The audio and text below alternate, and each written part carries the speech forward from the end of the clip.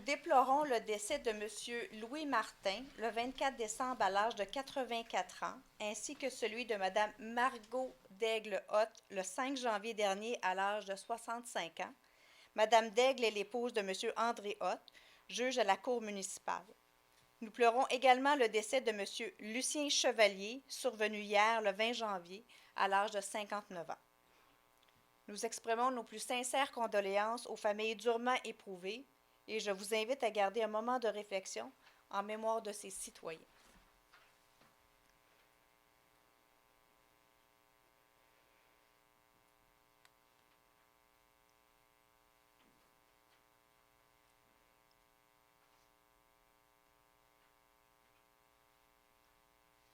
Merci.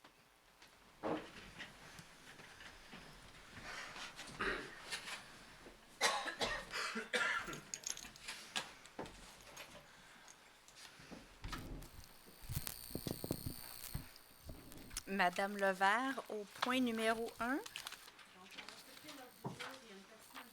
On retire au point 35 la demande de permis.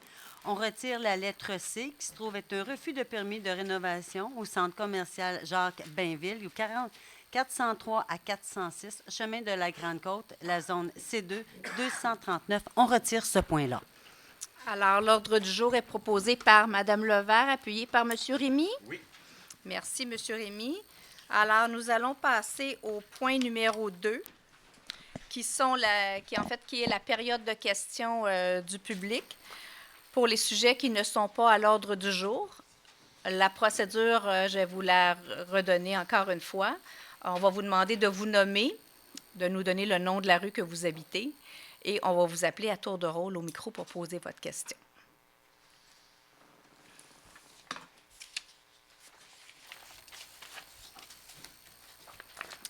Oui. Mon nom est Jules Ménard, rue des Francs-Bourgeois.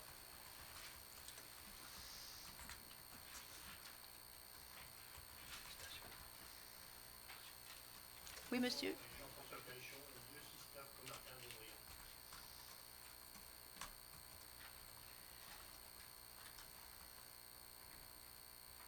Est-ce qu'il y a d'autres questions? Monsieur Gérard. Deschenets. Monsieur Ripard. Pierre Dansereau.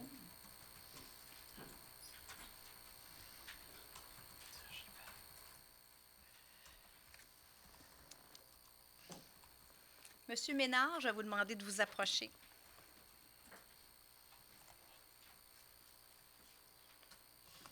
Bonjour à tous, c'est ma première fois.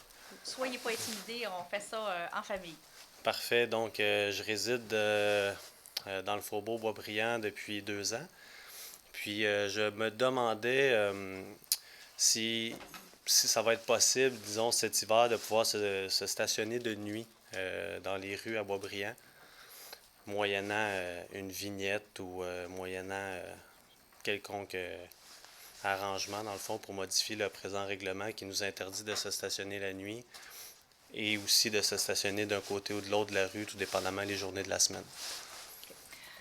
En fait, pour répondre à votre question qui est en 2 volets, concernant l'un côté ou l'autre, c'est à la demande du Faubourg qu'on a ça surtout relié à la période où on ramasse les ordures et on doit nettoyer la rue. Alors, c'est en place toute l'année.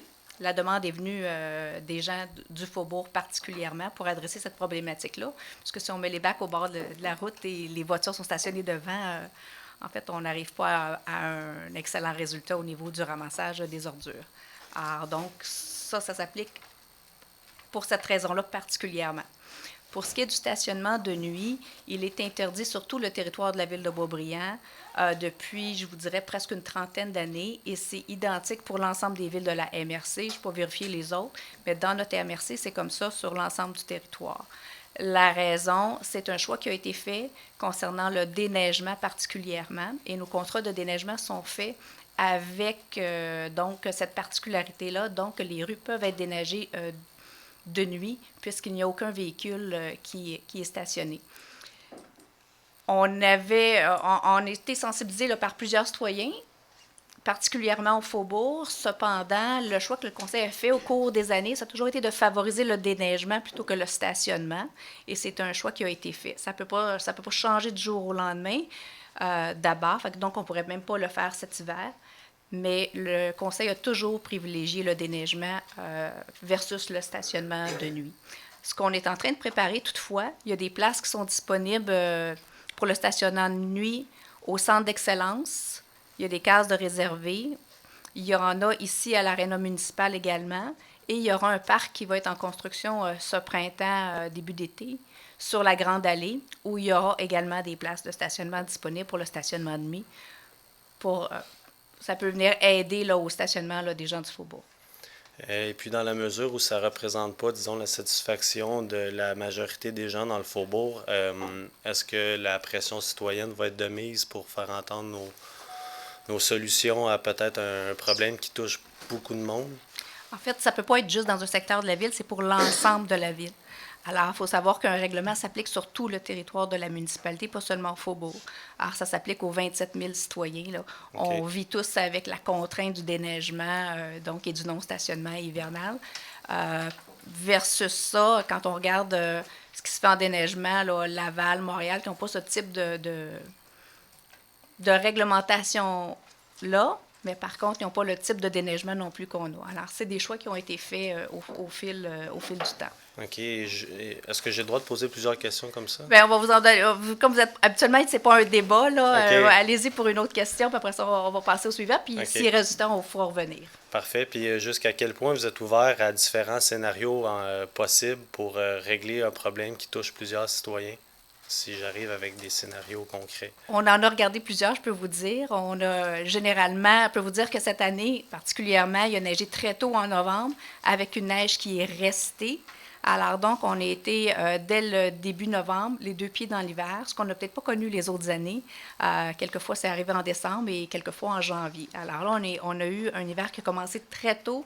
Donc, il faut corriger, il faut s'assurer qu'on est bien déneigé dès le départ parce que sinon, on vit avec ça toute l'année. Alors, c'est des contraintes. À chaque fois que la question se pose, on se la pose nous-mêmes parce qu'on est aussi des citoyens de Boisbriand. On vit avec la même réglementation et les mêmes contraintes. Alors, on s'assure toujours de regarder l'ensemble des problématiques et l'ensemble des solutions et des choix qui sont faits. Alors, je peux vous dire que le Conseil s'est déjà posé la question à quelques reprises, y compris cet hiver. OK. Oui. Peut-être pour également ajouter, il y a un comité de liaison qui est formé avec le syndicat de copropriété où vous habitez et les représentants de la ville. J'étais présent. OK. Fait que c'est juste de dire que notre point de communication, c'est avec eux. Les ajustements qu'on a faits au stationnement, avec eux, en collaboration avec eux. Fait que notre point de contact, actuellement, c'est le comité de liaison qui se fait 2-3 rencontres par année. Puis là, il devait avoir une résolution officielle qui parlait au nom de l'ensemble des propriétaires qui devait nous être transmise, mais on n'a pas reçu ça encore. OK, mais probablement aussi que le comité de liaison vous a informé que les gens étaient insatisfaits des mesures qui ont été prises quand même, là. Ça a été un compromis, mais c'est un compromis en attendant qu'il y ait une solution claire et définitive au problème. Est-ce que vous parlez de l'été ou de l'hiver? On parle de l'hiver, mais du stationnement de nuit qui est dû au déneigement principalement, là. Mais il faut se rappeler que le Faubourg, c'est un TOD, Transit Oriented Development, donc un développement qui est orienté vers le transport en commun et non pas le transport de véhicules. Fait qu'il y a eu des choix de promoteurs de définir le nombre de cases de stationnement basés sur l'occupation qu'ils voulaient en faire, à 1,5 case, 2 cases gros max par condo. Bon, mais parfait. Donnez-moi un train, puis je m'en vais me stationner au IGA. Monsieur Berrichon. Pardon? Ah, je m'excuse. P comme Patrick. Bon, juste une petite note humoristique.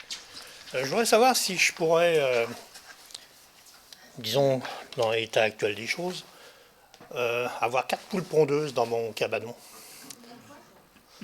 Parce qu'au point où j'en suis, là, j'ai regardé mes impôts fonciers. En l'espace de 3 ans, ça a monté considérablement. Ça monte et ça a toujours ça monte tout le temps. Or, actuellement, moi, je suis à la retraite ou en une semi-retraite. Je travaille parce que sinon, je ne pourrais jamais payer mes impôts fonciers ici.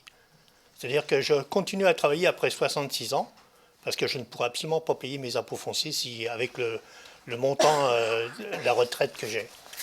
Donc peut-être l'histoire de la poule, c'est dire peut-être que trouver en sorte que j'arrive à me nourrir jusqu'à 75 ans, quoi. Donc c'est ça. Je trouve que c'est quand même assez élevé comme impôt foncier. Et je pense que ça demanderait quand même un moratoire, parce que je veux dire une chose, on s'aperçoit qu'il y a de plus en plus de personnes relativement âgées ici, et qui ont de conditions modestes, et qui ne peuvent pas se permettre de vendre leur maison pour partir ailleurs au même prix. Donc je trouve que ça prendrait quand même un moratoire, parce que je trouve que ça devient de plus en plus cher. En fait, il y a deux volets à la façon dont votre impôt foncier est bâti. D'abord, il y a effectivement, depuis quelques années, quelques hausses. Cette année, on est à 2,9. Alors, un peu plus élevé que l'inflation, mais quand même de façon raisonnable, parce que 2,9, ça reste, puisque nous aussi, on doit faire face aux augmentations des coûts des services. On parle que de l'essence et de l'électricité pour ne nommer que ceux-là. L'autre partie qui compose votre impôt foncier, c'est l'évaluation du domicile, de la propriété. Ben c'est ça, justement, parce qu'il n'y a pas eu de travaux de fait sur la propriété. Oui, mais cependant, la Ville de Boisbriand, et je vais essayer de vous l'exposer le plus simplement possible. Et sur le site Internet de la Ville de Boisbriand, sur le rôle d'évaluation, ça explique aussi dans cette page-là qu'est-ce que le rôle, comment il est bâti, qu'est-ce qu'il fait. La Ville de Boisbriand ne détermine pas les règles de l'évaluation. Elle a l'obligation de faire évaluer son territoire à tous les 3 ans, mais les règles sont déterminées par une loi et le ministère des Affaires municipales. Alors, on applique tout simplement. Dans le cas de la Ville de Boisbriand, on a un territoire qui est situé aux frontières de en fait, il y a 3 autoroutes majeures sur notre territoire, ce qui fait que c'est un territoire qui est en demande et extrêmement bien situé. De plus, il y a 50 de son territoire qui est en zone protégée, donc qui ne se développe pas. Alors, la partie qui est développée, elle est extrêmement en demande, ce qui fait que, donc, ça cause un peu une rareté du marché. Donc, il y a beaucoup de demandes pour les maisons de Boisbriand. Et puisqu'on ne développe pas parce qu'il y a des zones protégées, celles-là vont rester en demande. Alors, il y a une pression, et vous avez raison sur la pression sur l'évaluation, mais ce n'est pas quelque chose qui est sous le contrôle de la Ville, c'est le marché qui fait ça.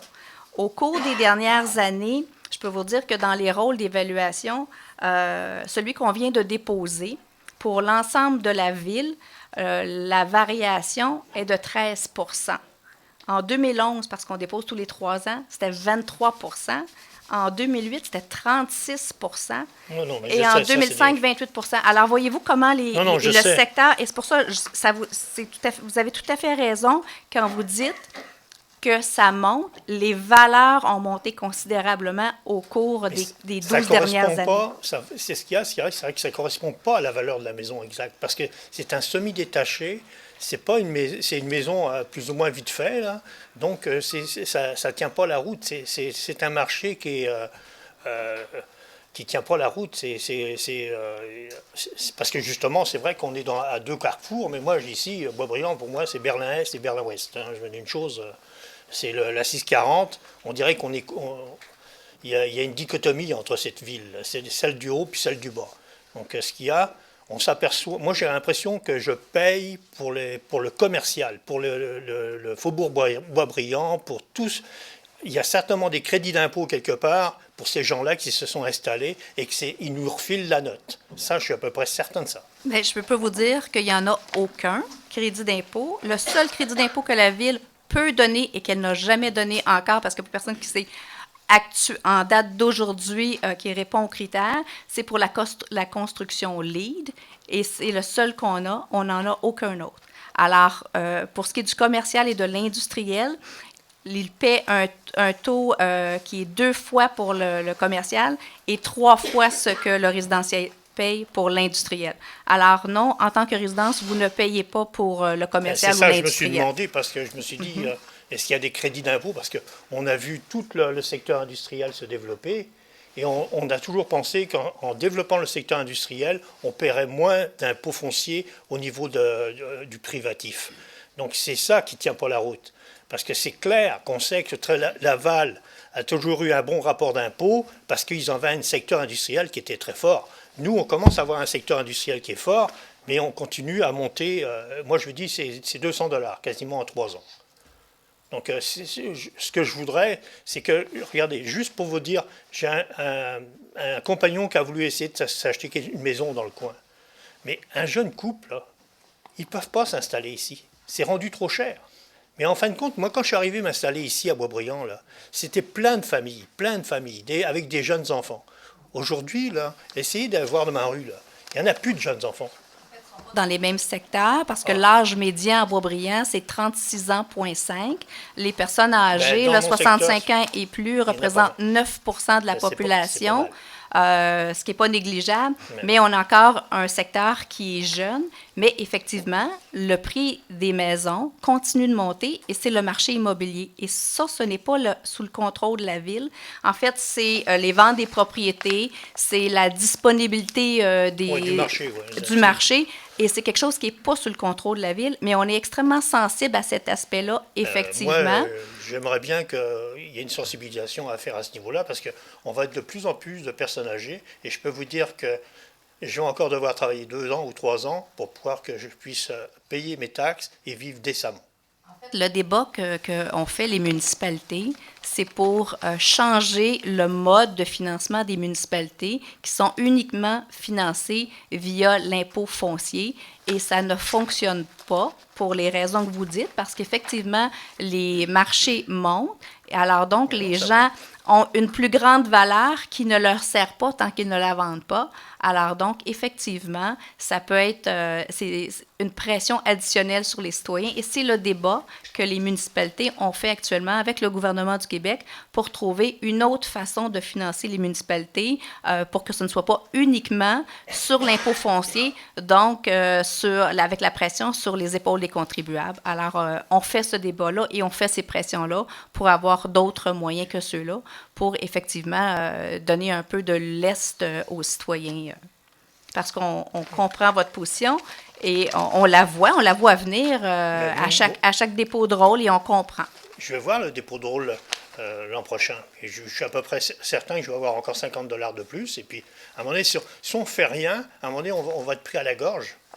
J'ai l'impression que c'est ça. On dirait qu'on se retrouve. Et j'ai l'impression que quand vous avez dit que la province de Québec s'est départie de certains programmes sur les municipalités, c'est ça, en fin de compte, ça vient tout arranger les choses. On partage, en fait, l'ensemble, tous les mêmes citoyens. À un moment donné, il faut que ça arrête, que ça fasse boule de neige et que ça se ramasse sur les épaules du contribuable. Et c'est ça le débat qu'on fait, effectivement. On veut donner les services, on veut s'acquitter de nos devoirs, on veut le faire selon les règles qui sont imposées par le gouvernement du Québec, mais on veut cesser d'envoyer la facture aux contribuables. Mais le débat, il va être fait avec l'Union des municipalités ou dans votre propre municipalité? Il est fait avec l'Union des municipalités et avec le gouvernement du Québec et il est fait depuis plusieurs années. Alors, c'est une pression qu'on met... En tout cas, moi, je vais toujours. la pression pareil. Excellent, parce que plus on est de personnes à parler, mieux c'est. Bon, je vous laisse. Je vous remercie. Merci beaucoup.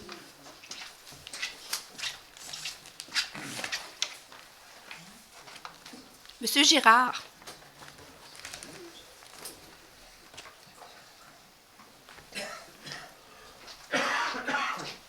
Bonsoir, Mesdames, Messieurs.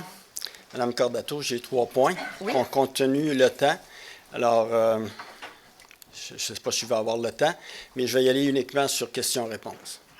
Je vais commencer avec le premier pour être sûr de tout, si je ne les passe pas toutes. Le premier, c'est, je l'ai à cœur, celui-là. La salle de spectacle.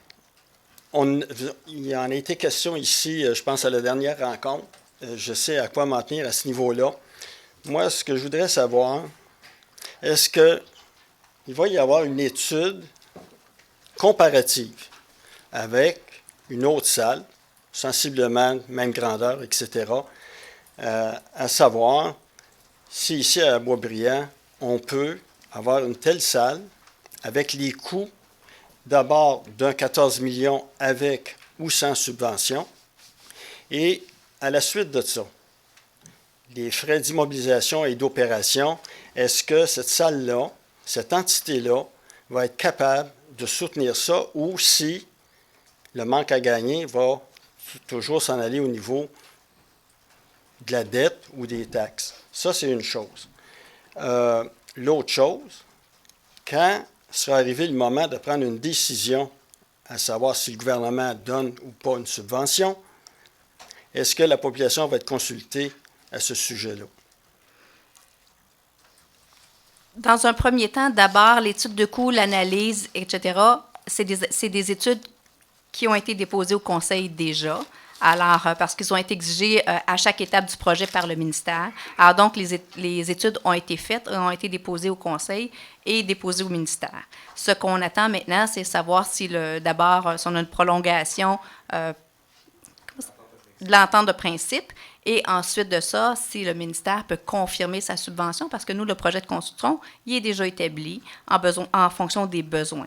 Dans ce projet-là, particulièrement, parce qu'on le souhaitait, le projet qui a été déposé, c'est un projet municipal, donc la ville est propriétaire du terrain et du bâtiment. La gestion de la salle de spectacle, c'est Odyssey.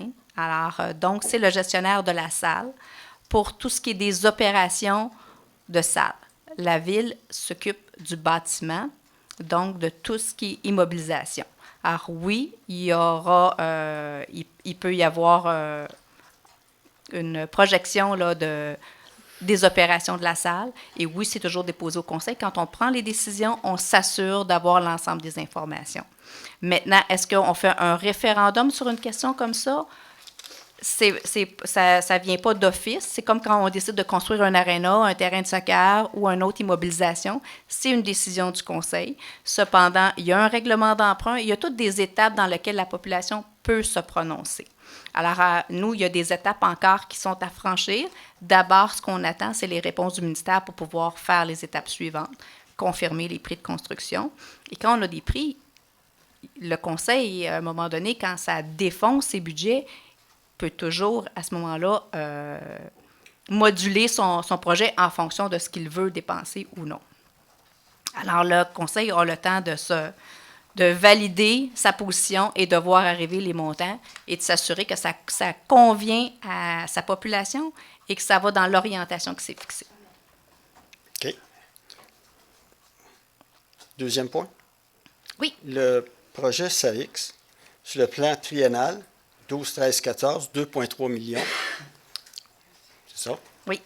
Il avait été question, encore à l'automne, à savoir de faire une évaluation, à savoir ce qu'en fin de compte, toutes ces implications financières, les coûts d'opération de ce projet-là, à savoir si ce serait, est-ce que c'est rentable ou ce serait préférable de se tourner vers le privé, je ne sais pas, pour les mêmes besoins. Ce qui est dans le programme d'immobilisation, le 2,3 millions, si je me souviens bien, c'est le mur, c'est 2,3 millions, c'est le mur Anti-bruit? Anti-bruit. C'était c'est pas le... OK. Oui. J'aimerais ça vous demander de prolonger, s'il vous plaît. Oui, il reste... On me dit qu'il n'en reste plus. Non, on vient de terminer. Moins 25 à moins 5. Alors, une prolongation proposée par Mme Levert, appuyée par Mme Baudet.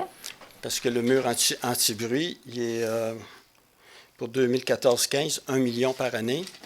Ça, c'est 2 millions pour le mur anti-bruit. Oui. Alors Je là, veux juste savoir le lot de 2,3 parce que je ne me rappelle pas qu'on ait un autre montant d'argent moi, j'ai ça ici. d'immobilisation. M. Girard, est-ce que vous avez un numéro de projet? Non. Pardon? Est-ce que vous avez un numéro de projet? Non. C'est-tu dans les annonces qu'on a faites lors du budget?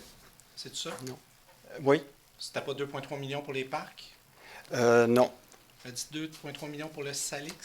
Pour le SALIX, c'était pour le plan triennal 2012, 13, 14, 2,3 millions. Ah, l'année passée. 2012, Pas, OK. pas le triennal 2014. Non. Mais quand même, on parle de 2,3 millions. Oui, non, mais quand on refait le triennal, on repositionne. Oui. Alors, Oui. actuellement, ce qu'on a D'accord. fait, on a mis, Monsieur Lachance, les avez, on a mis 2 millions de dollars, mais c'est pour des murs Salix. Donc, c'est pas pour le projet Salix et sa gestion. C'est vraiment pour nos besoins. On a évalué que construire un mur anti-bruit, c'était 2 millions de dollars. OK. Alors, Donc, il y a c'est deux- uniquement ça. Moi, j'ai deux sujets sur Oui. la table. La première, pour en finir, la question de base, c'est est-ce que le projet Salix nous coûte plus cher que si on allait acheter, je suppose, arbustes, etc., à l'extérieur? C'est ça là, que je veux savoir. On peut- Parce qu'il y en avait oui. été question à l'automne, de faire une évaluation de cette situation-là. On n'a pas parlé de ça, non, nous. M. Drapeau a parlé de ça, mais nous, non. Un choix qui a été fait au Conseil, qui a été fait en 2003, en fait, de partir le projet Salix. Alors, on est donc propriétaire de 38 hectares sur la Côte-Sud, dans lequel on a notre projet Salix, mais on a aussi toute notre pépinière municipale. Et l'objectif, c'est d'abord de répondre à nos propres besoins. Alors, ça, c'est un projet qu'on a fait au cours des années. Est-ce que le Conseil va se positionner dans les années futures? Le Conseil le regardera, mais on n'a pas parlé à l'automne dernier qu'on revaliderait l'ensemble de ce projet-là parce qu'on est propriétaire et on est inscrit à titre de producteur, la même chose que nos agriculteurs du secteur. Et donc, comme on parle de valorisation de la zone agricole, répondre à nos propres besoins, ça nous semblait une bonne idée. Les murs anti-bruit, Salix, on en a vu à Laval, c'est la Ville de Beaubriand qui a vendu les villes les branches à la Ville de Laval. Cependant, on ne peut pas vendre à des privés, mais on peut vendre à d'autres villes. Alors donc, est-ce qu'il y aura expansion des projets Salix, des murs anti-bruit végétalisés dans les années qui viendront? On verra à ce moment-là comment ça va débloquer, parce que les projets, à chaque année, sont évalués par l'ensemble des villes. Les décisions sont prises une fois par année lorsque les villes adoptent les programmes d'immobilisation. OK. Le dernier point qu'on a quand même touché, abordé, le mur anti-bruit. Moi, j'avais posé la question, ça fait quand même plusieurs mois. J'étais d'accord avec la réponse, disant, écoutez, on est en démarche avec Hydro-Québec. On ne peut pas aller plus loin compte tenu que tant que les travaux ne seront pas terminés sur la structure 15-640, on peut dire que c'est presque terminé. Moi, ce que j'avais demandé comme question, à savoir, là, on parle de la rue de l'âge du Nant.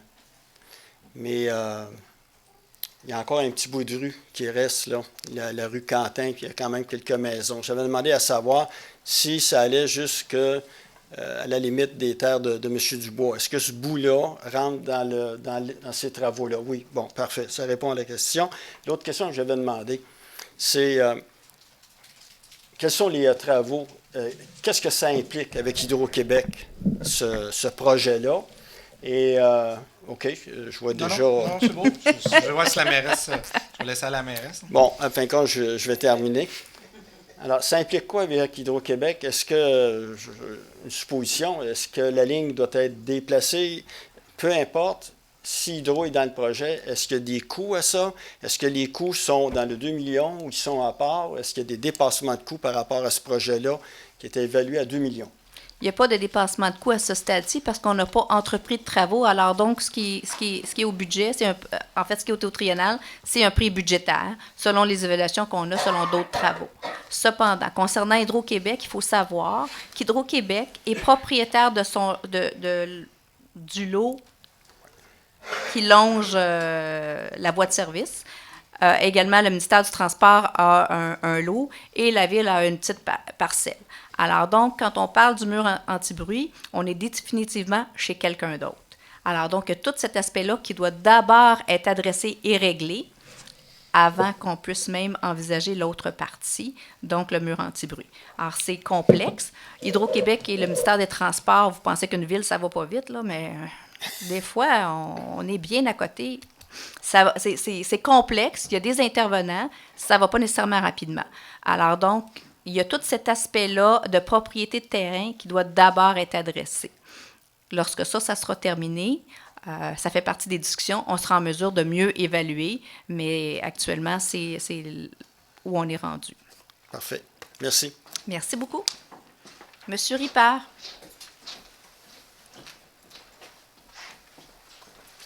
Bonsoir à tous. Je suis venu vous poser une petite question concernant les avis de non-stationnement sur la rue Pierre-Danseau. J'ai oublié 3 questions primordiales. Qui, quand, comment? Qui me revient, quand on me revient et comment on me revient? Ça va être un projet que... Oui, Denis? la question. Au mois de décembre, j'ai eu un comité de sécurité routière. On a parlé avec M. Mérino de vérifier c'était, parce que ça date d'avant mon temps, ça fait longtemps que c'est là, ça. J'ai demandé c'était quoi les raisons que ça avait été installé là, sous quelle demande, puis quelle était l'analyse. M. Mérino m'a répondu la semaine passée comme quoi qu'il n'a pas trouvé l'information du pourquoi que ça avait été installé là. Alors, suite à votre demande d'évaluer si oui ou non c'est nécessaire, ça va être évalué dans un prochain CSR, à savoir si on garde le non-stationnement sur les deux côtés à cette courbe-là. Bon, OK. Je prends votre information. J'ajouterais que le 23 décembre, j'ai reçu un appel de Sûreté municipale me disant qu'ils faisaient le suivi, puis ils m'ont parlé de M. Lachambre. Je ne sais pas si vous aviez mentionné quoi que ce soit. M. Lachambre? Mais ce que j'ai fait à cette séance-là, fait que j'ai demandé, parce que vous m'aviez dit Oui. qu'en plus, il y a des gens qui ne respectaient pas la légalité de ces Exactement. enseignes-là. Ça fait que le soir même, je leur ai envoyé un petit courriel pour demander de vérifier. Donc, c'est à vous que je dois dire merci. Bien, c'est à la ville. On a fait le suivi au niveau du service de police, puis qui entre en contact avec vous. OK. L'autre volet, ben, c'est sécurité routière. Fait que les deux courriels ont parti en même temps. Fait que la police, c'est facile, les pancartes sont là. Alors que les travaux publics, on va valider si la nécessité ou pas de les maintenir. Parfait. Le deuxième volet de ce point-là concernait aussi 3 avis de stationnement, de non-stationnement, en face de mon voisin, sur à peu près en 18 et 20 mètres. Là, 3 belles pancartes. Je trouvais que c'était un petit peu exagéré, là, à moins qu'on ait un surplus de pancartes, là, vous me direz. Habituellement, non. Sauf que des fois, on se fait reprocher à certains endroits qu'il n'y en a pas assez. Puis peut-être que là, il y a des gens qui nous ont dit que c'était pas clair. Fait que, en tout cas, être installé, c'est fait. Là. Ouais. Fait que, ça soit tout révélé en même temps. Parfait. Il y en a deux. Il y en a une au début de la courbe, il y en a une à l'autre fin de la courbe. Là, 3. Vous dites qu'il y en a 3 là. Dans le milieu, ils vont en mettre. Non, il y a sur une distance de 60 pieds, là, les anciennes mesures, 65 pieds, il y a 3 affiches de non-stationnement. Il n'y en a pas une qui délimite le début, ni le délimite la fin. Il n'y a pas de flèche. S'il y avait une flèche, le set du centre serait peut-être là, inapproprié, mais là, il y a... Dans un monde idéal, vous avez raison, mais des fois, on a besoin d'en rajouter. Parfait. OK. Je comprends que le ça soit printemps clair. s'en vient, que ça sera révisé peut-être à ce moment-là. Exactement. Merci. L'autre question concerne le budget. Vous avez parlé d'un budget 56 millions, si je me souviens bien. Oui. OK. Et on parlait de budget sans déficit. En fait, les budgets doivent toujours être équilibrés. C'est une loi. OK. Bon, c'est souhaitable aussi. OK. Et quand vous parlez du taux de taxation de 2,9 OK, c'est sur la valeur foncière de la maison et non pas sur la taxe totale? C'est sur la taxe totale. Totale. Parce que, en fait, il y a des, à Boisbriand, comme dans plusieurs autres villes de la MRC, il y a des taxes de service qui, elles, sont fixes, qui, en fait, peuvent varier s'il y a une hausse du tarif, mais elles sont fixes, alors que la taxation est au 100 $ d'évaluation, donc elle fluctue selon le compte de taxe fluctue selon la valeur de la maison. Le poids qu'ont les taxes de service est différent sur chacune des factures, donc influence de façon différente le total. Alors, on prend toujours l'exemple de la maison moyenne à Boisbriand, et c'est tout le temps celui-là que l'on présente, et c'est ce qui s'est fait au cours des 10 dernières ou 15 dernières années. C'est tout le temps comme ça qu'on fait dans l'ensemble des villes. On prend la maison moyenne, l'évaluation, le poids des taxes de service et ce que ça donne. Alors, la variation, c'est 2,92. Ben, si c'est 2,92, ça ne porte que sur l'évaluation municipale à ce moment-là? Ça porte C'est sur tout sur le le total. compte de taxes. Oui. Si on ne prendrait que sur l'évaluation, c'est à 3,5, 3,7, 3,8. Pas 3,8, là. Pas tant que ça. 3,7. Je vais le trouver, je le lis. OK. C'est ce qu'on parle de l'augmentation moyenne de 73 $. Oui. Pour une maison de 274 000. C'est ça. OK. Parfait. OK. Ben, je vais continuer avec une autre Allez-y, question. je vous écoute. Toujours sur le budget. Sur le budget 56 millions, quelle est la proportion de remboursement de la dette? Combien est affecté à la dette à ce moment-là? C'est 26 qu'on a au service de dette. Donc, sur 56 millions, il y en a 26 qui va au remboursement de la dette, donc un peu plus de 14 millions. Frais de financement et de remboursement de capital, 13 200 000. OK. Donc, c'est moins de 13 26 400 000, excusez. OK. Ah oui, je n'ai pas sorti mon info. Bon, je suis dans mon budget. 13 millions 13 millions. Ouais. Chaque année qu'on rembourse la dette. OK. Capital d'intérêt. Oui. Parfait. Et quelle est la portion capitale? Je peux 8 millions de mémoire, là. 8 millions en capital, 4 millions en intérêt, environ. OK, parfait. OK. Et Ça veut dire que la dette actuelle de 105 millions, si je me souviens bien, vous avez mentionné, C'est un petit peu plus que 100. En fait, c'est 106 pour l'ensemble, pour 105 les, plus 195 000, là. sans les riverains. OK. Elle est combien avec les riverains? Attendez, je cherche deux informations en même temps. Je vous remercie beaucoup. Alors, j'ai passé Quand droite on à dit la nos taxes sont à notre service. J'ai passé droite à la première, mais je vais vous donner le... Je vais être sûre de vous donner le bon montant. Avec les... En fait, pour l'ensemble de la ville, c'est 105 946 000. Les riverains ont une dette de 12 116 000. Ça fait un total de 118. 118, OK. Parfait. OK. Et le premier point de vérification, Oui. je pense que vous allez tomber sur 3,7 ou 3,95, 3,69. Là, vous allez être proche de 3,7. Je vais vous le trouver ailleurs. Parfait. Je ne veux pas prendre plus de temps. On est sans papier, mais quand on est dans le papier, on se retrouve moins. OK. Merci beaucoup. Merci, M. Ripard.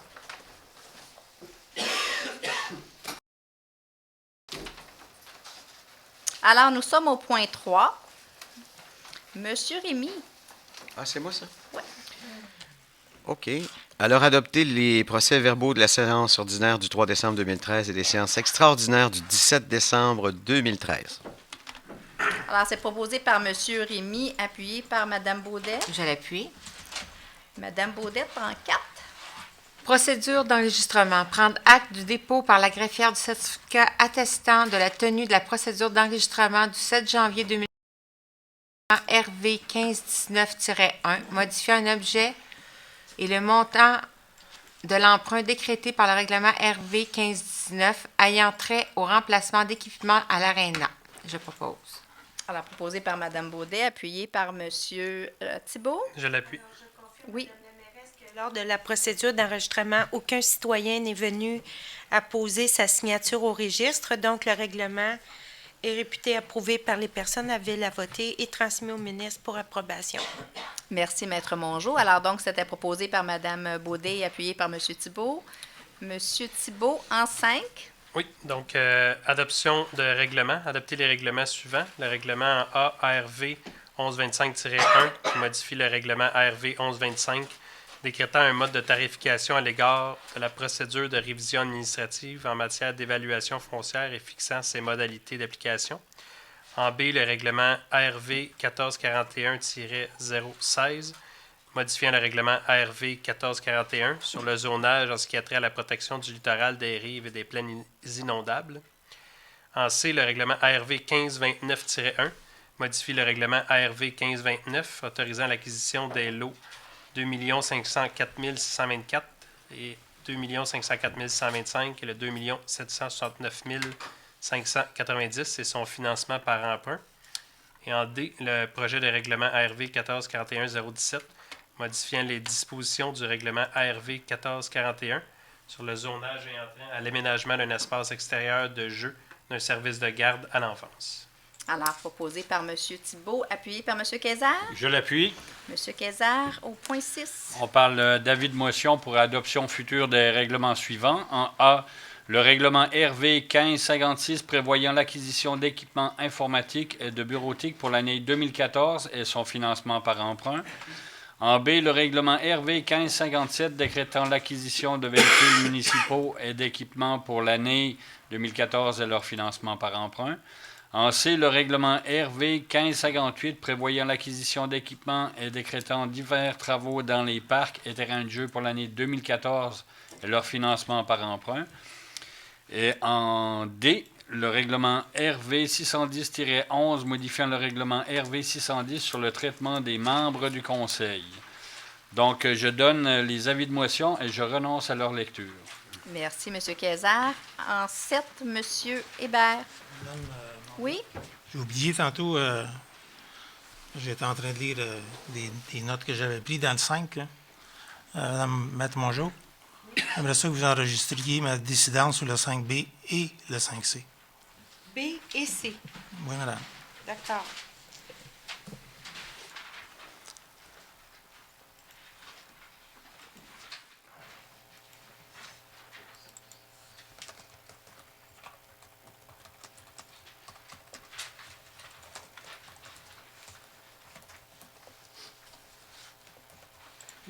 Je ne veux pas en faire de débat. C'est bon? Bon, c'est correct, ça, je l'ai juste noté. Alors, on revient à vous, M. Hébert. C'est accusé réception du dépôt de la liste des autorisations de dépenses approuvées par le directeur général et les directeurs de services pour la période du 21 novembre au 18 décembre 2013, conformément au règlement RV 1497. Alors, c'est proposé par M. Hébert, appuyé par M. Lavallée. Je l'appuie. M. Lavallée, en 8. En 8, c'est l'accusé-réception du dépôt par le trésorier du sommaire mensuel de déboursés pour la période du 16 novembre au 15 décembre 2013 au montant montrant un total des activités de 5 932 513 et 53. Alors, proposé par M. Lavallée, appuyé par Mme Doucet. Appuyé. Mme Doucet, en 9. Excusez-moi, j'ai juste. Excusez. Alors, liste des certificats de paiement.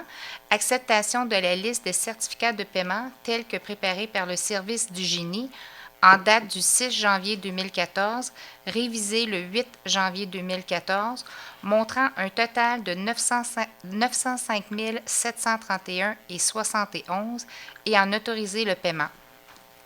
Alors, c'est proposé par Mme Doucet, appuyé par Mme Levert. Je l'appuie. Mme Levert au point 10.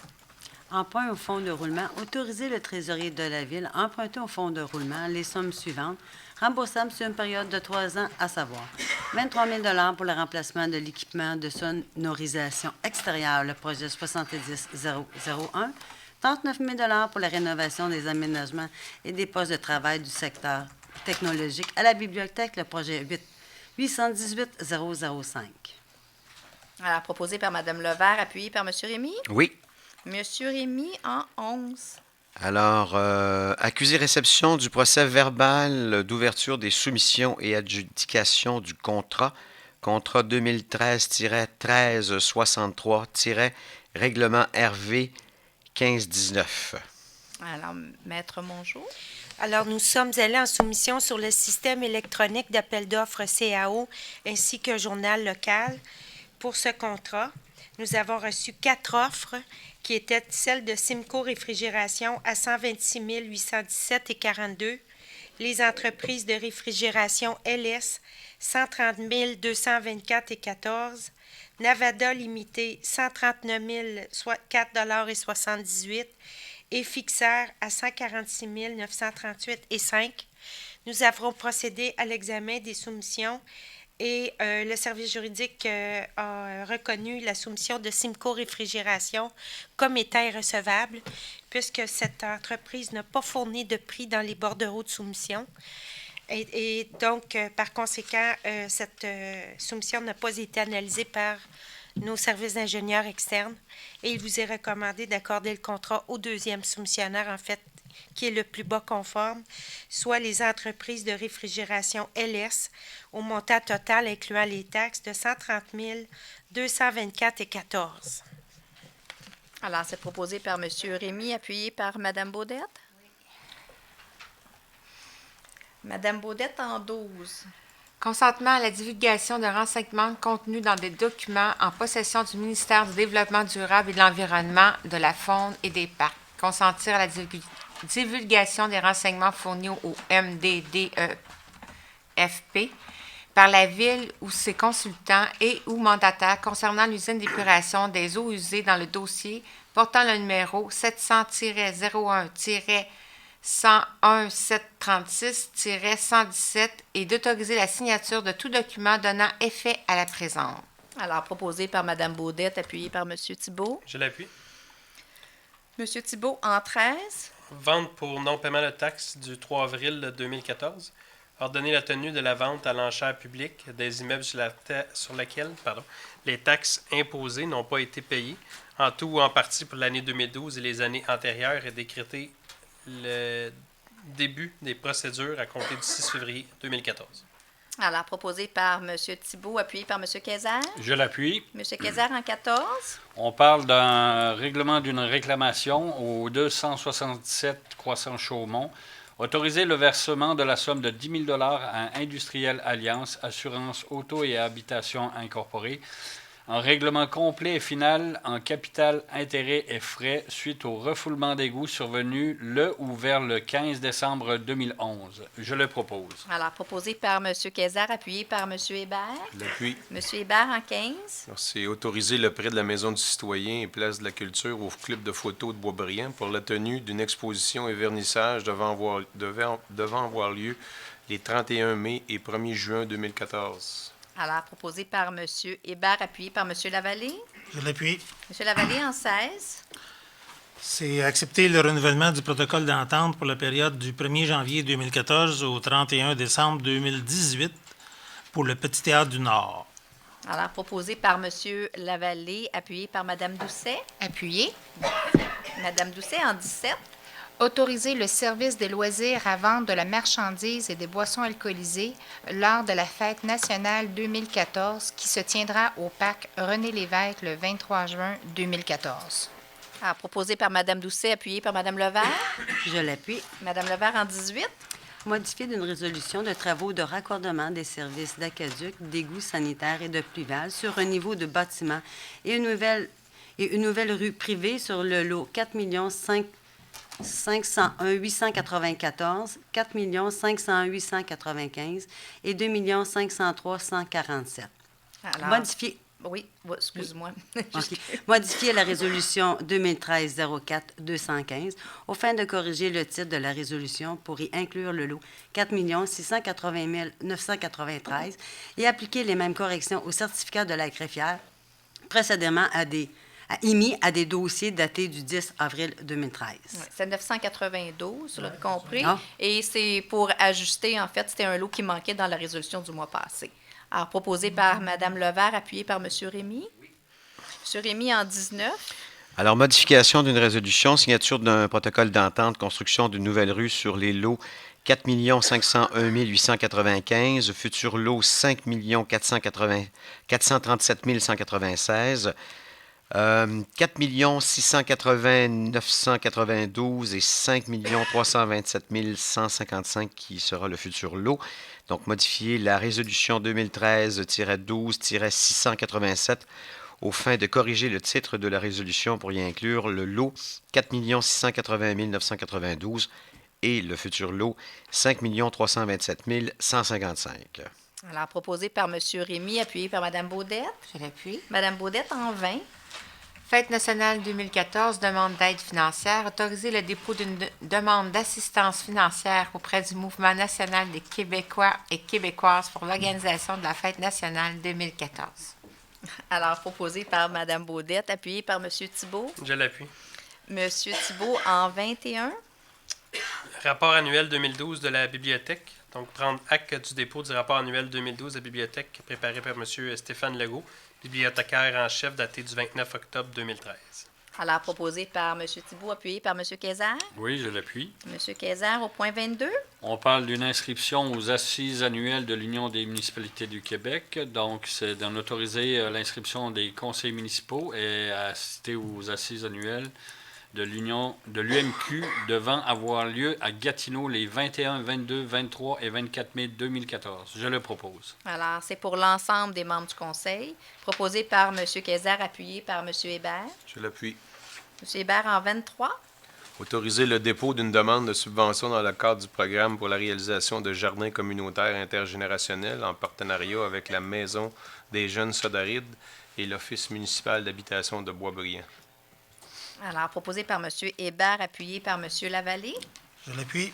M. Lavallée en 24. En 24, c'est un appui au projet d'implantation de l'Institut du transport électrique, ITE, à Blainville, mis de l'avant par la Centrale nationale de transport avancé, le CNTA, l'Institut du transport avancé du Québec, le ITAQ, et FP Innovation. Alors, proposé par M. Lavallée, appuyé par Mme Doucet. Appuyé. Alors, Mme Doucet en 25. Signalisation. Autoriser le service des travaux publics à procéder à l'installation des panneaux de signalisation suivants. Stationnement interdit sur la rue Castelnau, face au 1042 jusqu'à l'intersection de la rue Champagne, pour la période scolaire, soit de septembre à juin, du lundi au vendredi, de 7h à 16h. Alors, c'est proposé par Mme Doucet, appuyé par Mme Levert. Oui, je l'appuie. Mme Levert, au point 26. C'est parce qu'il manque, Ah! il manque un... C'est pour ça que j'ai hésité. J'ai dit, ben, je vais Excusez-moi, peut-être le j'ai lire. changé de page déjà. Oui, Oui, Laurie, Alors, stationnement interdit sur la rue Lavoisier face au 4075 à 2,5 mètres de chaque côté de la sortie du stationnement de l'entreprise Maffini Inc. merci, excusez-moi, j'avais changé de page. C'est correct. J'étais sur 2 pages. Alors, proposé par Mme Doucet, appuyé par Mme Levert. Je l'appuie. Merci. Mme Levert, au point 26. Donc, c'est une demande de don ou de subvention. Accorder un don ou une subvention à l'organisme suivant au bon vouloir du Conseil, à savoir 500 $ à la Société d'histoire et de généalogie des Mille-Îles pour le musée régional Joseph Fillon et les expositions régionales pour 2014. Alors, proposé par Mme Levert, appuyé par M. Rémy. Oui. M. Rémy, en 27. Campagne d'achat local, regroupement des gens d'affaires de Boisbriand, donc accepter le principe de la campagne de visibilité soumise par le regroupement pour les activités à venir jusqu'au 30 juin 2014. Alors, proposé par M. Rémy, appuyé par Mme Baudet. Je l'appuie. Mme Baudet, en 28. Contribution financière, Journée de la culture. Accepter de participer financièrement aux Journées de la culture jusqu'à un maximum de 1 000 $ pour Ville de Sainte-Thérèse en 2013, Ville de Lorraine en 2015. OK. Ville de Blainville en 2016 et Bois des Fillons en 2017. Oui. C'était-tu bon, Sainte-Thérèse, 2013? Oui, c'est OK, très bon. Parce qu'en parfait. 2014, c'est à Boisbriand. Ben, Alors, c'est ça, c'était là mon hésitation. Excusez-moi, je l'appuie. proposé par Mme Baudet, appuyé par M. Thibault. Je l'appuie. M. Thibault, en 29. Donc, autoriser le renouvellement de l'adhésion à Tourisme Basse-Laurentide pour l'année 2014 au montant de 300 $ plus taxes. Alors, proposé par M. Thibault, appuyé par M. Kézard. Oui, je l'appuie. M. Kézard, au point 30. On parle d'autoriser le renouvellement de l'adhésion à la FADOC des Laurentides pour l'année 2014 au montant de 550 $. Je le propose. Alors, proposé par M. Kézard, appuyé par M. Hébert. Je l'appuie. M. Hébert, en 31. Alors, c'est statistiques de permis de construction, accusé réception des rapports de statistiques émis au cours du mois de novembre 2013, montrant un total mensuel de 1 438 507 et un cumulatif de 56 872 573. Je l'appuie. Appuyé par... Excusez. Les deux montants finissent par 573, fait que ça... Ouais. Alors, proposé par M. Hébert, appuyé par M. Lavallée. M. Lavallée en 32. C'est toujours les statistiques des permis de construction, mais cette fois-ci pour le mois de décembre 2013, montrant un total mensuel de 5 937 000 et un cumulatif de 62 809 573. Alors, proposé par M. Lavallée, appuyé par Mme Doucet. Oui, appuyé. Mme Doucet en 33. Comité de démolition, nomination des membres. Nomination des membres siégeant sur le comité. Alors, les membres sont M. Hébert du CCU, M. Thibault du CCU et moi-même. Alors, c'est proposé par Mme Doucet, appuyé par Mme Levert. Je l'appuie. En 34, Mme Levert. C'est une demande de certificat d'autorisation d'enseigne. Donc, approbation Philippe au 800 boulevard de Curé-Boivin, la zone I1 129. Approbation Ostéo et Si au 3335 boulevard de la Grande Allée, la zone C3 449. En C, approbation du centre dentaire La Pointe au 139 chemin de la Grande Côte, la zone C3 105-1. En D, c'est le refus du restaurant Nikita au 356 A chemin de la Grande Côte, la zone C2 214. En E, approbation Uniphar section locale 698-82 chemin de la Grande Côte, la zone C2 106. Le F, approbation du groupe Viva 45-55 boulevard de la Grande Allée, la zone C2 453. En G, approbation de l'enseigne sur poteau et c'est un refus sur enseigne murale au Saut-Lamio, au 4600 rue Amboise-La-Fortune, la zone I1 480. En H, approbation BFI Canada, 4141 boulevard de la Grande Allée, la zone I1 452. En I, approbation Perron, Hudon et Bélanger, au 85 chemin de la Grande Côte, la zone C2 109. Et c'est tout. Alors, c'est proposé par Mme Levert, appuyé par M. Rémy. Oui. M. Rémy en 35. Donc, c'est des demandes de permis. En A, approbation, permis de construction pour 4 bâtiments multifamiliaux, rue Papineau, zone R-3, 126-1. Ensuite, en B, refus, permis de rénovation extérieure, projet révisé, Euro Beauté Import-Export Inc., 349 à 359 chemin de la Grande-Côte, zone C1-235. En C, refus. C'est retiré. Ça a été enlevé, ça? Oui, c'est celui qu'on a retiré. Fait que je viens de dire ça pour rien, moi, là? Non, juste le C. On vous a arrêté avant. OK. Puis là, c'est fini, là, c'est Oui. ça? Alors, proposé par M. Rémy, appuyé par Mme Baudette. Je l'appuie. Mme Baudette en 36. Rapport mensuel d'embauche du RV 1497. Accepter le rapport d'engagement temporaire pour le mois de décembre 2013 tel que dressé par le directeur général en vertu du règlement RV 1497. Alors, proposé par Mme Baudette, appuyé par M. Thibault. Je l'appuie. M. Thibault en 37. Engagement de personnel syndiqué. SCFP, autoriser l'engagement du personnel syndiqué indiqué à la liste préparée par le Service des ressources humaines et de la paie le 7 janvier 2014. Alors, proposé par M. Thibault, appuyé par M. Kazar. Oui. M. Kazar en 38. Alors, on parle toujours d'engagement, mais de personnel non syndiqué. Autoriser l'engagement du personnel non syndiqué indiqué à la liste préparée par le Service des ressources humaines et de la paie du 7 janvier 2014. Je le propose. Alors, proposé par M. Kazar, appuyé par M. Hébert. L'appui. M. Hébert en 39. Alors, c'est autoriser l'engagement d'un poste de technicien en informatique bureautique syndiqué régulier à temps complet au service des technologies de l'information. Alors, proposé par M. Hébert, appuyé par M. Lavallée. Depuis. M. Lavallée en 40. C'est un changement de statut poste cadre de responsable de relations publiques régulier à temps complet à la direction générale et à la mairie. C'est accordé la permanence à Mme Stéphanie Raymond au poste de cadre de responsable de relations publiques à compter du 1er avril 2014. Alors, proposé par M. Lavallée, appuyé par Mme Doucet. Appuyé. Mme Doucet en 41. Mesure disciplinaire 2013-01. Entériner la mesure disciplinaire numéro 2013-01 prise à l'encontre d'un employé syndiqué au service de sécurité incendie. Alors, c'est proposé par Mme Doucet, appuyé par Mme Levert. Je l'appuie. Merci. Ce qui fait le tour de l'ordre du jour pour la première séance du mois. Quand même, beaucoup de sujets très rapidement. Merci d'être présent et de débuter l'année avec nous. On est très heureux de vous avoir et on espère bien vous avoir à chacune des séances. D'abord, aujourd'hui, il y a eu la conférence de presse pour le lancement de la fête d'hiver qui aura lieu le 31 janvier et 1er février prochain. Alors, donc, vendredi soir, ça débute avec patinage à l'aréna et le samedi, il y aura des activités toute la journée et le blanc est à l'honneur. Alors, non seulement on soit de la neige, mais on aimerait ça que vous soyez aussi vêtus de blanc.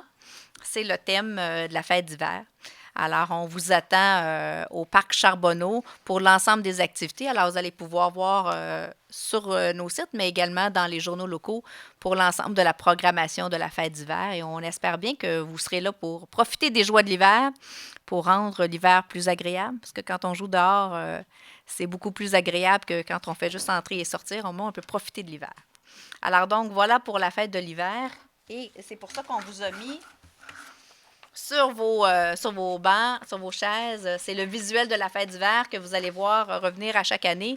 Alors, quand vous voyez ce document-là, ce visuel-là, c'est qu'on est rendu à notre fête d'hiver familiale. Et vous avez l'ensemble, en fait, l'horaire du week-end. Également, puisqu'on parle d'hiver et de sport d'hiver, bien, il y a, je sais pas, c'est du 7 au 23 février, ce sont les Jeux olympiques et on aura le plaisir de voir la Boisbriannaise Charline Labonté au sein de l'équipe canadienne de hockey féminin. Alors, On va être très fiers de suivre, en fait, l'ensemble des activités. Et c'est pour ça qu'on vous a mis un carton avec les dates des matchs et qu'on vous a fait une présentation dans l'info Boisbriand de l'athlète olympique Charline. Alors, gardienne de but, ce sont ses 4e Jeux olympiques. Charline elle possède déjà 3 médailles olympiques et elle est en quête d'une 4e à Sochi. Alors, on l'a vu à Turin, à Salt Lake City, à Turin et à Vancouver.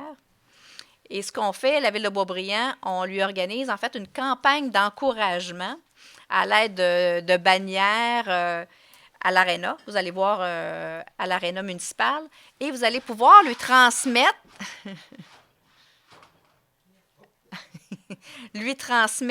vos messages d'encouragement puisqu'on a une adresse qui lui est dédiée. Et je ne veux pas manquer l'adresse, je vais vous la dire comme il faut. Go Charline à ville.boisbriand.qc.ca auquel vous allez pouvoir lui écrire et on va lui transmettre vos mots d'encouragement. Alors, ça serait très agréable que Charline reçoive de la part de gens de Boisbriand qui l'appuient ici, des messages qu'elle va pouvoir prendre, dont elle va pouvoir prendre connaissance pendant la période des Jeux olympiques et après. Alors, on vous encourage à participer. De notre côté, on participe également avec l'ensemble des écoles primaires sur notre territoire qui vont recevoir le petit carton que vous avez. Parce que Charline, c'est quelqu'un qui est généreux, qui a toujours partagé généreusement son temps. Elle vient à Boisbriand, elle vient rencontrer les jeunes. C'est quelqu'un qui a fait son hockey mineur ici. Elle a joué au hockey, à la ringuette, au soccer. C'est une athlète qu'on a vu évoluer et qu'on soutient et qu'on encourage avec beaucoup de plaisir, mais aussi avec un certain attachement parce que c'est une jeune de chez nous. Les jeunes la connaissent. Elle, au cours des dernières années, à son retour des Jeux olympiques, elle visitait régulièrement les écoles. Alors, je pense que c'est un exemple de persévérance et pour la jeunesse sportive et autres, toute la jeunesse en fait. Et je pense que c'est intéressant de la supporter et de l'encourager. Alors, je vous invite à lui faire parvenir des mots d'encouragement à l'adresse qui a été créée spécialement pour Charline. Et à voir la réception qu'elle a reçue quand ils sont venus jouer un match hors concours au Centre d'excellence en octobre dernier. Je pense que l'attachement entre les Boisbriandais et Charline et les Boisbriandais, c'est réciproque et on peut le sentir quand il y a la rencontre des deux. Alors, je vous invite à suivre les Olympiques et vraiment à soutenir Charline durant cette période-là. Je sais que mes collègues ont beaucoup de sujets à vous transmettre. J'en ai parlé juste de 2. Et en fait, ce qui a touché beaucoup les citoyens, et j'ai eu beaucoup de... En fait, je me suis fait approcher beaucoup de citoyens m'ont contacté à ce sujet-là. Ce sont les 2 nouvelles qu'on a vues et en décembre et en début de semaine, en fait, la semaine passée, concernant les jugements que nous avons reçus et de la Cour d'appel et de la Cour du Québec concernant le paiement des frais d'avocat pour et Mme Saint-Jean et M. Poirier. Alors, je pense que vous avez été en mesure de voir le résultat dans les 2 cas qui ne seront pas assumés. Les frais ne sont pas assumés par les contribuables. Alors, comme c'était la volonté des contribuables. Pour ma part, je vais laisser la parole à mes collègues parce que je pense qu'ils ont beaucoup de choses à vous dire parce qu'il y a beaucoup d'activités. Alors, je vais leur laisser la parole. Madame Levert. Bonsoir tout le monde. Merci d'être présent. Tout d'abord, avant de commencer, je tiens à vous souhaiter une excellente bonne année 2014. Si jamais vous avez du temps, peut-être d'en profiter de passer du bon temps avec les gens qui sont chers auprès de vous.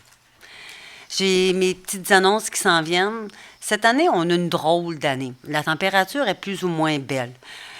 Mais toutefois, vous savez qu'on a le domaine vert. C'est pas parce qu'il pleut qu'on ne peut pas aller à l'extérieur. Lorsque la pluie cesse ou le froid, le domaine vert offre vraiment aux gens de faire du ski de fond, du patin, de la glissade, de la raquette. Donc, même si la température est fraîche, vous savez que c'est comme un grand bois. Vous pouvez être à l'abri du bois et c'est vraiment de participer, aller faire un petit tour dehors. Toutefois, le domaine vert offre une journée spéciale le 26 janvier. Donc, il appelle ça une journée Arctique neige. Neige. Cette journée-là, c'est de 10h30 à 15h30. C'est qu'il va avoir justement le prêt de raquettes ainsi que des tubes pour pouvoir glisser. Ils sont gratuits, mais c'est limité puisqu'ils n'en ont pas des grosses quantités. Et il va y avoir aussi un feu de joie. Il va y avoir aussi certaines activités pour cette journée-là pour justement essayer de faire sortir les gens de l'extérieur parce que c'est pas toujours évident le froid qu'on a. Aussi, je veux vous en parler tout de suite. C'est vrai, en passant, cette journée-là, il va y avoir aussi des sleighs, mais ça ne fait pas partie de nos frais puisque les gens de Beaubriand, vous savez qu'avec une pièce justificative, c'est gratuit, accès au domaine vert. Par contre, il va y avoir un sleigh ride qui va être là, qui est 5 $ pour les adultes et 2 $ pour les enfants. Je vous parle tout de suite d'une autre activité qui va y avoir le 8 février parce qu'on doit s'inscrire. Cette activité n'est pas gratuite puisque c'est une activité qui commence le soir à partir de 6h30. Je vous en parle régulièrement tous les ans parce que j'y vais.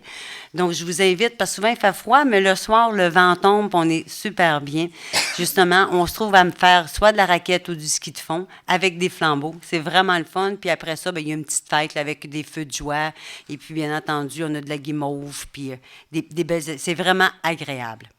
Pour changer d'idée, le lundi prochain, le 27 janvier, vous avez les associations des timbriers qui organisent à tous les ans une conférence de presse avec M. Daniel Mirou sur l'avenir de la Nouvelle-Calédonie.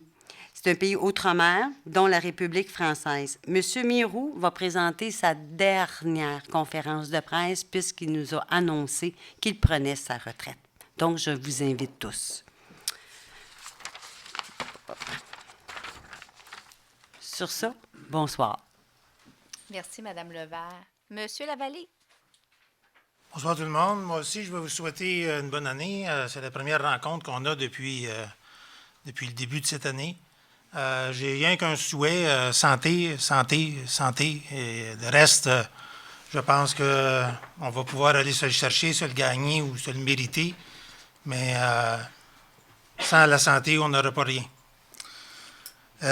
Pour ceux qui pensaient que l'hiver était terminé avec le redout qu'on a eu les 2 dernières semaines, avec le moins 30 qu'on a aujourd'hui annoncé pour cette nuit, je pense qu'on n'a pas de problème. La fête d'hiver, elle va se passer en hiver.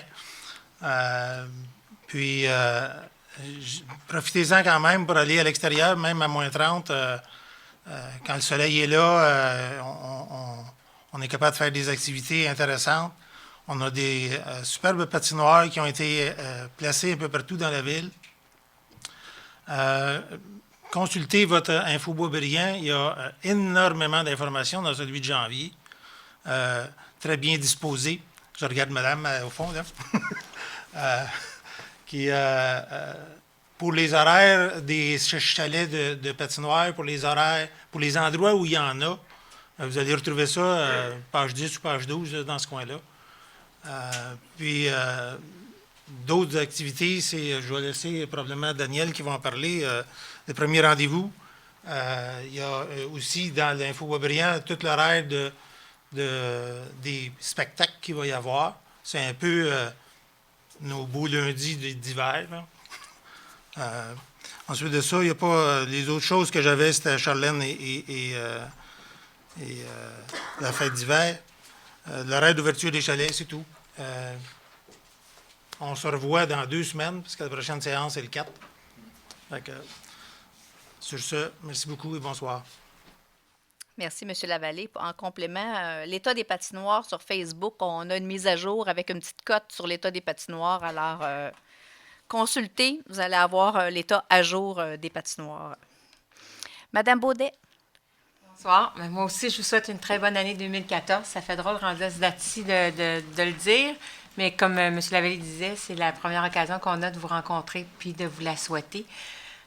Pour ma part, je ne rajouterai pas grand-chose parce que plusieurs points ont déjà été énumérés. Je vous rappelle juste que oui, on a reçu nos comptes de taxes et que les premiers versements sont pour le 5 février. Pas oublier de le mettre à l'agenda et de ne pas oublier de retourner soit votre petit carton pour le compteur d'eau ou de le remplir par Internet. En plus de ça, je vous dirais, il fait froid, oui, mais moi, je remarque qu'une des bonnes façons de contrer le froid, c'est les sourires. Fait que prenons l'occasion quand on se croise, ça retourne notre grisaille puis notre morosité. Puis moi, je sais bien que quand les gens me regardent et me font un grand sourire, je trouve que c'est la chose qui me réchauffe le plus. Donc, c'est le temps de le sortir parce qu'il fait froid, Titi. Fait que là-dessus, je vous souhaite une bonne fin de soirée. Merci, Mme Baudette. Monsieur Thibault. Alors, bonsoir. Donc, comme mes collègues, je vous souhaite une très bonne année. Même si c'est l'hiver, je pense qu'on peut en profiter. Puis la fête de l'hiver, c'est une bonne occasion. Se réchauffer avec les feux d'artifice. Quand je suis arrivé à Boisbriand, j'ai tout le temps trouvé ça le fun et agréable à les regarder. J'avais 2 points à souligner seulement. Première des choses, pour les jobs étudiantes, maintenant, sont disponibles au niveau du site web. Donc, même si l'été, c'est quand même dans quelques mois, c'est quand même important, si vous avez des enfants ou des adolescents, la ville offre des belles opportunités. Puis, je tenais à souligner une très bonne réussite au niveau du brunch du partage à Mme Lapointe et son organisation. Ramasser 16 000 $, quand même, je pense, un exploit ou un record cette année, un record, effectivement. Donc, oui, merci aussi à Marlène. Très bonne organisation. Je pense que ça a été une réussite. Puis tout le monde qui a été quand même bon pour servir au-dessus de 800, 900. Donc, félicitations encore. Puis c'est sûr que l'année prochaine, on va essayer de viser le 1000. Voilà. Donc, c'était tout pour aujourd'hui. Merci, M. Thibault. Madame Doucet. Oui, alors bonsoir tout le monde. Ça me fait toujours plaisir de vous rencontrer. Alors, comme mes collègues, je vous souhaite une très bonne année. Ce que je vous souhaite, c'est de vivre des beaux moments avec votre famille, de prendre du temps aussi pour vous, parce que souvent, on a tendance à s'oublier, mais je crois qu'on est vraiment la personne la plus importante si on veut partager avec les autres. Alors, je vous souhaite de beaux moments. Et je voudrais aussi vous parler des livres numériques. Moi, j'aime beaucoup lire. Et vous savez que maintenant, à la bibliothèque, ils offrent plus de 1000 titres. Alors, pour ceux qui ont la tablette électronique, vous pouvez faire, que vous soyez à votre chalet dans le Nord, ici à Boisbriand, vous pouvez en faire la location de votre livre. Également, pour ceux qui ont reçu une tablette aux fêtes, le mardi 28 janvier, il va y avoir une session d'information avec Kobo et Sony Reader. Alors, si vous voulez avoir de l'information, ça va être disponible à ces séances-là. C'est tout à fait gratuit. Et le dimanche, le 2 février, il va y avoir pour iPad et Android. Alors, c'est des dates à retenir pour ceux qui voudraient avoir des sessions d'information. En plus, je voulais juste vous mentionner que la bibliothèque va être fermée de façon temporaire du 10 au 12 février inclusivement. Alors, sur ce, merci. Bonne soirée. Merci beaucoup, Madame Doucet. Monsieur Kayser. Oui, bonsoir tout le monde. À mon tour, permettez-moi de vous souhaiter une bonne et heureuse.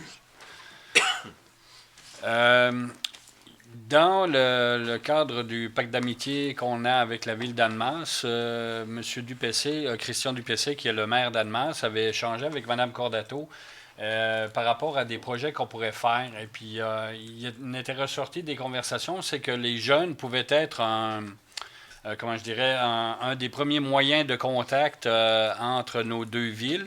De ceci est né un projet mis sur pied par M. Louis-Georges Dumais, donc, qui est le président de l'Association des timbrés de la ville de Boisbriand, et aussi M. Bernard Rouly, qui est son homologue français, qui lui aussi du club de philatélie d'Annemasse. Et M. Roulet, il est aussi le président de Alpes-Léman Québec, une association qui fait des échanges avec l'association Québec-France Porte des Laurentides. Tout ça pour vous dire que de ceci est né un projet de regarder avec des classes d'école primaire C'est l'école La Clairière, si je ne me trompe pas, il y a des élèves de deuxième année qui vont correspondre avec des enfants d'une classe primaire à Annemasse, donc pendant toute l'année 2014, soit via par lettre ou au niveau des médias électroniques. Donc, les différents directeurs des établissements et français et boisbriandais ont accepté de participer à cet échange. Je tenais à le souligner parce qu'on parle d'un pacte d'amitié, puis il faut le concrétiser d'une manière ou d'une autre. Ceci m'amène au deuxième sujet qui est toujours en rapport avec le pacte d'amitié Annemasse-Boisbriand, le programme des échanges étudiants. Donc, on envoie 2 étudiants boisbriandais à Annemasse pour une période de 6 à 8 semaines. Les jeunes travaillent au jardin public de la ville d'Annemasse. Et Annemasse nous envoie 2 jeunes que nous autres, on fait travailler dans les différents camps de jour de la ville. Ceci, donc, les jeunes de 18 à 29 ans peuvent s'inscrire sur le site Internet de la ville. Donc, vous allez au niveau des offres d'emploi. Vous devez déposer votre candidature avant le 3 mars, d'ici au 3 mars 2014 à 9 h. 2 étudiants vont être choisis par un système d'entrevue. Si vous avez des informations supplémentaires à avoir, vous pouvez communiquer avec le service des ressources humaines et demander Mme Lynn Fortin. Aussi, un petit rappel, le concours de photos pour la carte de Noël donc, vous l'avez vu au mois de décembre, la première page, excusez-moi l'anglicisme, mais le front page de l'Info Boisbriand, c'était le résultat du concours de l'an passé. Vous avez jusqu'au 1er février 2013, 9 h pour envoyer vos photos. Vous pouvez aller sur le site Internet de la ville. Vous écrivez dans l'onglet, l'outil de recherche concours, et vous arrivez sur le concours de photos pour la ville de Boisbriand. Aussi, tout à l'heure, M. Lavallée a parlé des premiers rendez-vous. Donc, dimanche prochain, 26 janvier, c'est M. Émile Proulx-Cloutier. Donc, M. Cloutier n'est pas seulement un acteur, réalisateur et scénariste, il est également chanteur. M. Proulx-Cloutier joue Maxime Cadieux dans Toute la vérité, puis Damien Paquin dans Les hauts et les bas de Sophie Paquin, pour ceux qui regardent un peu la TV. Donc, je vous invite dimanche prochain, 15 h, à la Maison du Citoyen et Place de la Culture, un concert d'une durée de 60 minutes avec M. Émile Proulx-Cloutier. J'ai plus d'autres nouvelles, malheureusement. Prochain rendez-vous dans 15 jours, le 4 février. Merci à tout le monde. Bonne soirée. Merci, M. Kayser. M. Hébert. Bonsoir. Je serai bref. Moi aussi, je vais commencer en vous souhaitant une très bonne et heureuse année. Évidemment, depuis que je suis cloué au lit depuis 4 jours, alors je peux vous dire que la santé, c'est vraiment ça qui est le plus important parce que tu ne peux pas faire grand-chose.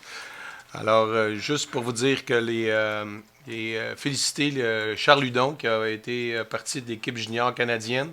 Alors, un petit gars d'ici qui a fait partie de l'élite du junior au championnat canadien qu'il y a eu dans le temps des fêtes. Également, j'aimerais remercier et féliciter Ginette Lannoy et son équipe de bénévoles, que ça a été encore un succès, le tournoi Atom au mois de décembre. Et puis qu'il y a eu une équipe de Boisbriand qui a encore remporté une bannière. Alors, félicitations à cette équipe-là. Et finalement, la dernière chose, c'est qu'il ne faut pas oublier que les inscriptions des matchs des clubs de soccer, ça commence, là, sûrement que vous avez reçu la lettre là, pour la réinscription de vos jeunes. Ça va aller jusqu'au début février. Alors, empressez-vous d'inscrire vos jeunes pour faire du soccer cet été. Ça va être tout. Je vous laisse là-dessus, puis on se revoit dans 2 semaines. Et on vous souhaite prompt rétablissement. Et on vous remercie de ne pas partager. Merci, M. Hébert. M. Rémy? D'abord, merci d'être tous en si grand nombre au conseil. C'est important d'avoir vos... Rapidement, je vais vous dire que j'ai initié il y a 2 semaines, une semaine, peut-être un peu plus d'une semaine, 2 de mes jeunes à la Limbo, donc la Ligue d'improvisation mixte de Boisbriand. Franchement, là, pour 3 $, c'est ce que vous allez trouver de moins cher et de plus divertissant sur le territoire. Je trouve que c'est une ligue de bord qui est très bien organisée. Je pense que ce sont des jeunes, autant hommes que femmes, qui ont énormément de talent et qu'on se doit donc d'appuyer. Puis sur place, sincèrement, moi, je me suis retrouvé un peu comme à l'époque quand j'étais à la Polyvalente. Tu sais, tu peux acheter une liqueur pour 1$, puis un chip pour 1$, puis tu peux passer une soirée pour 5$, puis t'es vraiment correct. Et je trouve que c'est peut-être le dimanche soir, en tout cas, c'est souvent une très belle activité à faire en famille. Alors, comme c'est à la Dauba, c'est au 2e étage, je vous encouragerais à aller les encourager, d'autant plus que le rapport qualité-prix est assez extraordinaire. La prochaine soirée de la Limbo, c'est le 27 janvier. D'ailleurs, vous pouvez avoir tout l'horaire des différentes rencontres. Et on sort de là, on est vraiment très, très heureux. Donc ça, c'est pour ce qui est de la Limbo. Autre affaire, on a des jeunes chez nous. Vous savez, c'est une famille de 5 jeunes. Certains qui sont adultes, mais qui ne le savent pas encore, mais ça viendra un jour. Je leur ai parlé de cette fête de l'hiver qui s'en vient le vendredi 31 janvier et 1er février. Ils étaient tous étonnés. Alors, si vous avez des jeunes à la maison qui peut-être ne suivent pas tout à fait l'activité boisbrianaise, juste peut-être leur laisser ça, parce que je pense qu'il y a là-dedans plein d'activités qui vont certainement les intéresser. L'autre affaire que je voulais vous dire, vous l'avez vu, l'hiver, est très étonnant, un peu comme Jean-Pascal l'a été avec Luciane Boutet dans le ring, là. On a eu de la neige, du verglas, de la pluie, des vents violents. Ce que je veux vous dire, parce que j'ai eu la chance de faire le tour des différents de mon secteur, j'ai vu à quelques endroits des gens qui n'enlevaient pas leur voiture. Non seulement ça crée des bancs de neige, mais ça crée aussi quelquefois, lorsqu'il y a de la pluie, des bancs de glace. Et ça devient des obstacles. Et je vous dirais que non seulement ça devient des obstacles, mais ça peut aussi vous attirer des contraventions. En parlant de contraventions, il y a un citoyen qui, il y a quelques semaines, m'a fait... a passé à travers le service de la ville. Je parle de M. Richard Sergerie sur Châteauneuf. Il avait des plaintes par rapport au fait que les gens ne faisaient pas leur stop sur Châteauneuf. Je ne vous apprendrai rien si vous êtes dans ce coin-là, savoir qu'effectivement, quelques gens sautent ces stops-là. La plainte de M. Sergerie a été adressée par Mme Nancy Grandmont au service de police, donc elle s'occupe des citoyens. Et puis, les policiers se sont postés là pendant les derniers jours et je dois vous dire que la récolte a été très bonne.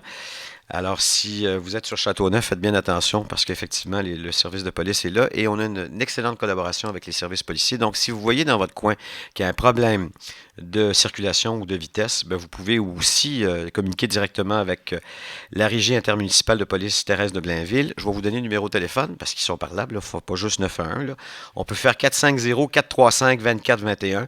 Alors, 450-435-2421.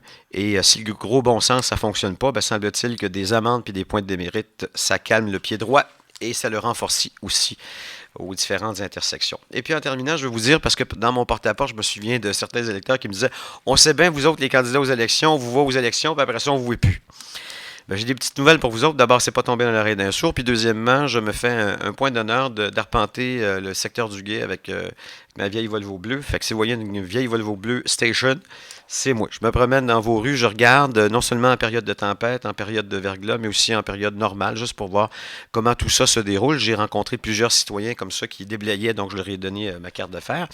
Puis en même temps, si j'ai pas eu la chance de vous rencontrer, je veux vous rappeler, parce que moi je suis pas un devin, je peux pas deviner ce qui se passe dans votre secteur. C'est à vous de me communiquer. Soit que vous avez des suggestions, des commentaires ou des choses qui font pas votre affaire. Vous pouvez communiquer à travers le site internet de la ville de Boisbriand ou m'appeler directement sur mon portable. Fait que là, vous n'aurez pas de raison de me dire, je ne savais pas comment vous rejoindre. Vous pouvez toujours me rejoindre, ça me fera toujours plaisir de le faire. Alors voilà ce que j'avais à vous dire. Merci beaucoup, M. Rémy. Merci. Alors, merci à l'ensemble des conseillers et je me permets de me joindre à eux pour vous offrir mes meilleurs vœux pour la nouvelle année.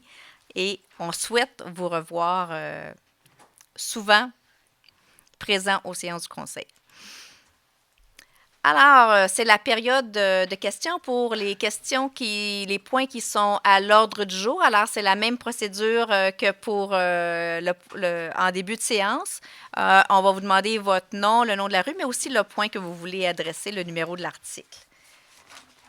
J'ai une nouvelle méthode. Madame Lapointe. Oui. Le point 5B.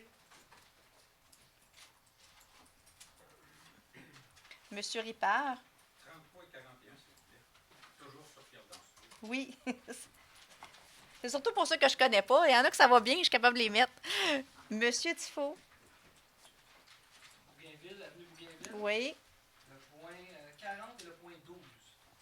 J'aimerais traiter dans cet ordre. Merci.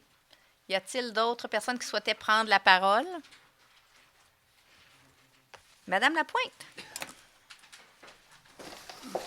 Bonjour à vous tous. Bonsoir. Bonsoir. Merci d'être présente. Merci. Le numéro B, le RV 1441-016, Oui.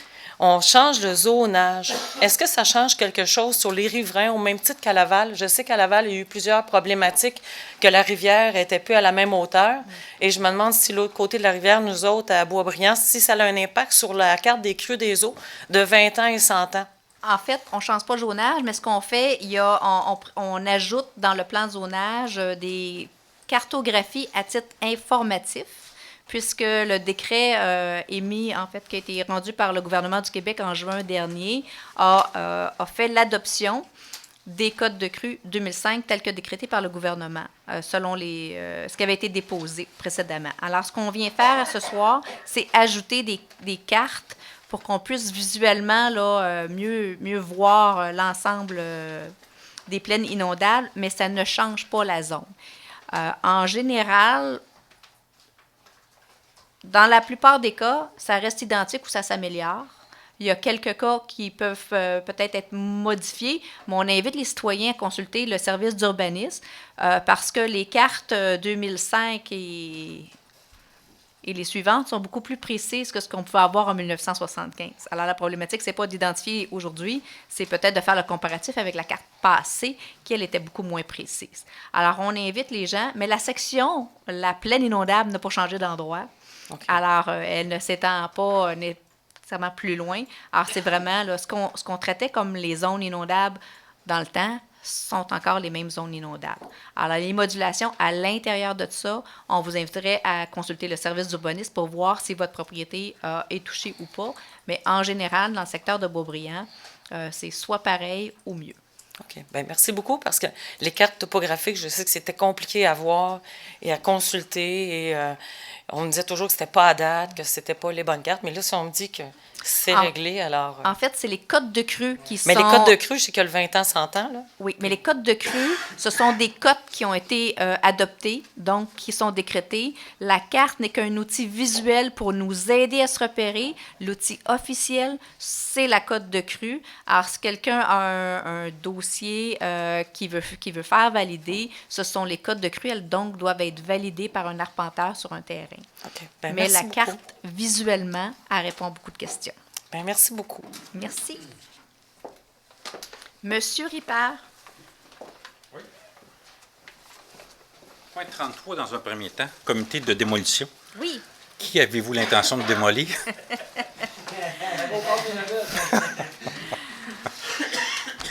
C'est un comité qui a été formé à l'époque, qui fait partie de notre réglementation. Donc, à chaque fois qu'il y a un bâtiment on a une demande pour qu'un bâtiment soit démoli, que ce soit pour toute raison ou pour une reconstruction, il y a un comité de démolition qui doit se pencher sur la question.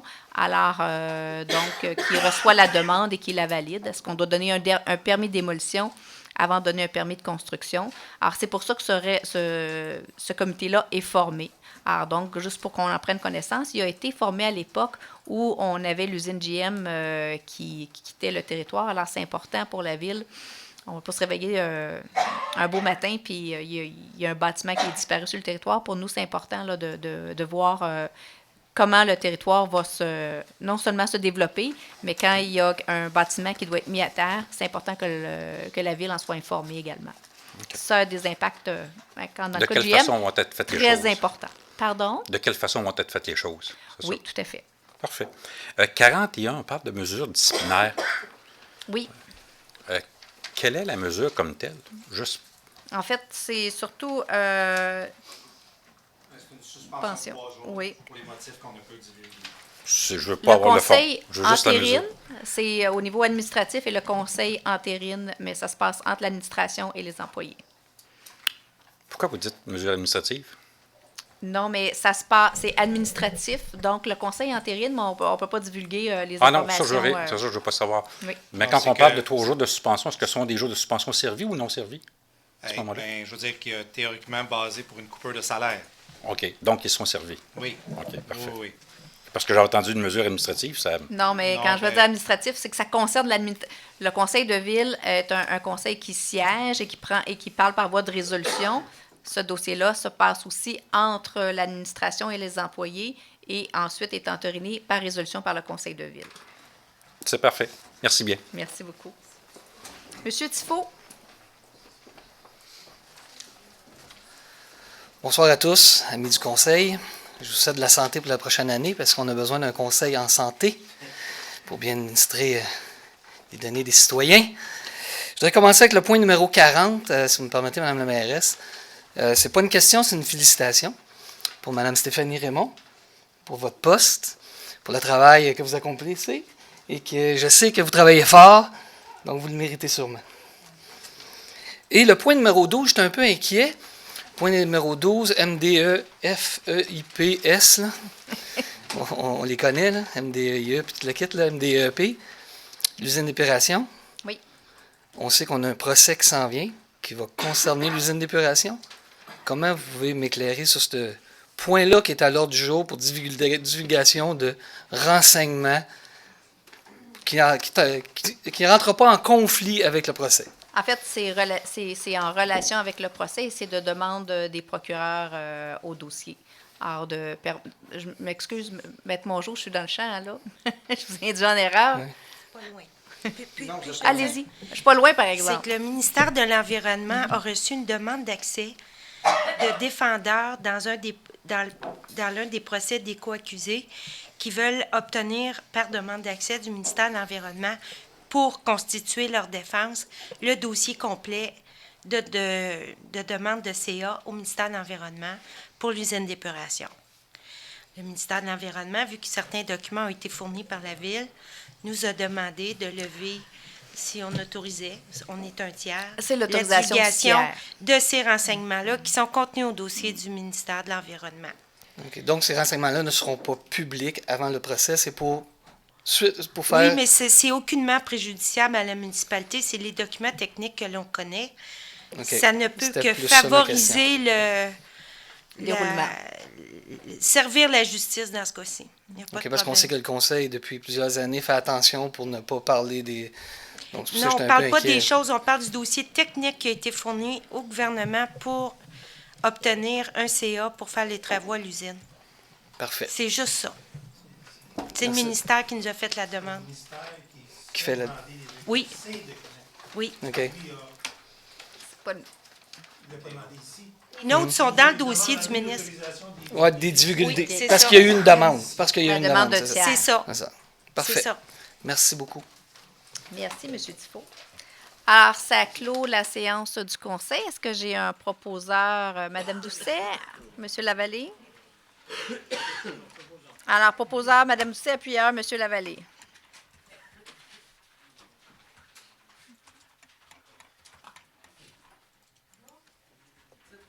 Oui.